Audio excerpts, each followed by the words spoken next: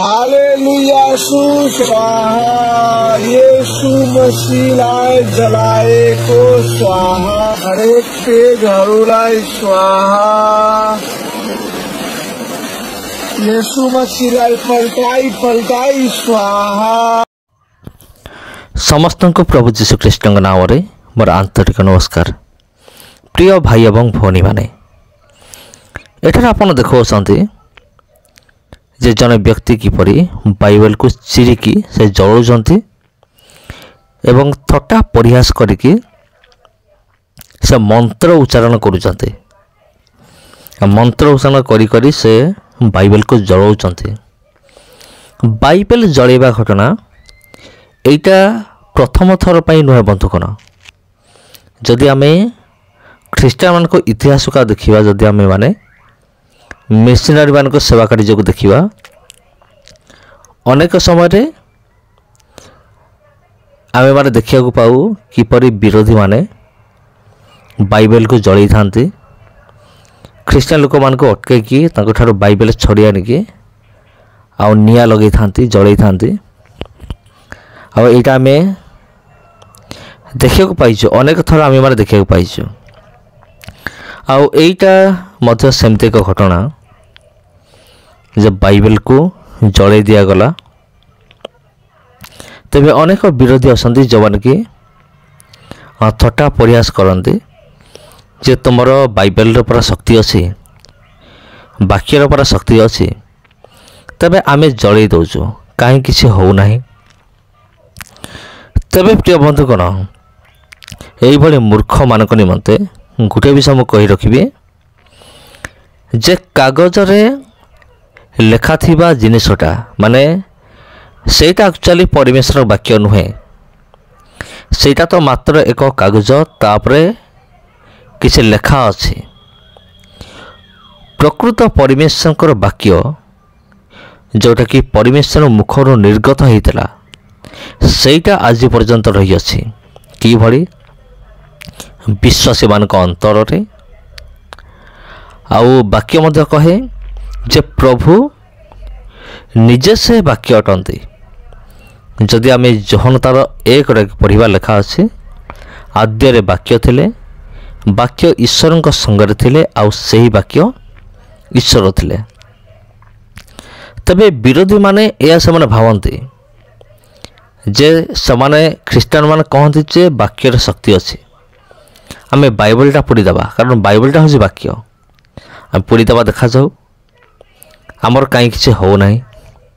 किंतु परमेश्वर मुखर निर्गत जोटा हो सारी सेटा ही ईश्वर वाक्य अटे। आ वाक्य कागज भितर नुहे बरं हृदय मध्य साइज कर रखा जाए, से स्थान पाए। आउ जदि आमे परमेश्वर वाक्य को देखिबा, जो मैंने भावती जे परमेश्वर वाक्य कौन से एक खास विषय नुहे, किंतु पवित्र वाक्य वर्णना करे, बाइबल वर्णना करे जे बाइबल कौन, परमेश्वर वाक्य कौन। वाक्य रे बहुत किसी विषय लिखा अच्छी ईश्वर को वाक्य को लेकिन से मध्य केतोटी मुझे कहबी आपण मैंने शुणु। लिखा होची पवित्र धर्मशास्त्र बाइबल रे परमेश्वर वाक्य होची द्विधार खड़ग सदृश। हाँ प्रिय बंधुगण, परमेश्वर जो वाक्य द्विधार खड़ग परी एवरी पुस्तक आप पाइबे। आउ सेटा द्विधार खड़ग ठारू आहुरी तीक्ष्णतर, आउ ग्रंथीर मजा पर्यंत ताहा भेद करि पारे। ता वाक्यर एभली शक्ति रही अछि, ता द्विधार खड़ग कौन से गोटे विषय को काटी पारे। शैतान प्रत्येक बंधन काटिबार शक्ति पवित्र धर्मशास्त्र बाइबल ईश्वर मुखर निर्गत वाक्य रही। वाक्य एक दर्पण सदृश,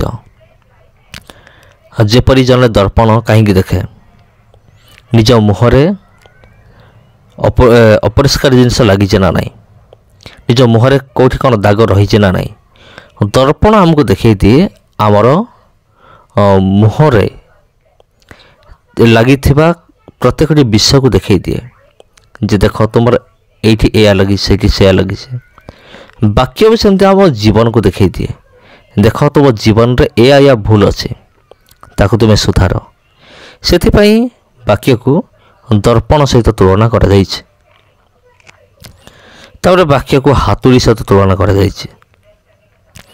ଯେପରି ହାତୁଡ଼ିର କାମ ହେଉଛି ପଥରକୁ ଭାଙ୍ଗିବା, ଠିକ୍ ସେହିପରି ପରମେଶ୍ୱର ବାକ୍ୟ ଯେତେ ବଡ଼ କଠିନ ହୃଦୟ ହେଉନା କାହିଁକି, ଯଦି ଈଶ୍ୱର ଇଚ୍ଛା କରିବେ କଠିନରୁ କଠିନ ହୃଦୟ ମଧ୍ୟ ଭାଙ୍ଗି ଯାଇପାରେ, ଭାଙ୍ଗିଯିବ ଗ୍ୟାରେଣ୍ଟି। ତେବେ ପ୍ରିୟ ବନ୍ଧୁଗଣ, ଏ ସମସ୍ତ ବିଷୟ ପବିତ୍ର ଧର୍ମଶାସ୍ତ୍ର ବାଇବେଲ ଲେଖା ଅଛି ଯେଉଁଟାକି ବିରୋଧୀମାନଙ୍କୁ ଜଣା ନାହିଁ। ତେଣୁ ଯେଉଁମାନେ ଭାବନ୍ତି ଆମେ ଗୋଟେ କାଗଜ ଟୁକୁଡ଼ାକୁ ଆମେ ପୁଡ଼େଇ ଦେଇକି ଆମେ ତାଙ୍କ ବାକ୍ୟକୁ ଆମେ ପୁଡ଼େଇ ଦେଲୁ, ଏହା ସବୁଠାରୁ ଭୁଲ ଧାରଣା ଅଟେ। ସମସ୍ତଙ୍କୁ ଖ୍ରୀଷ୍ଟ ପ୍ରେମରେ ମୋର ଆନ୍ତରିକ ନମସ୍କାର।